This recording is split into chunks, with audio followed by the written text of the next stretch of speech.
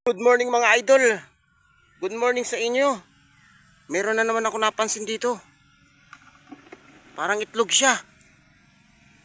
Parang itlog yata ito ng palakang ibon. Ayan oh. Ayan guys oh. Oh. Nasa puno rin siya ng kalamansi. Yan mga idol oh. Ayan. 4 siya. Oh. Itlog nga ito ng palakang ibon mga idol. Ayan oh.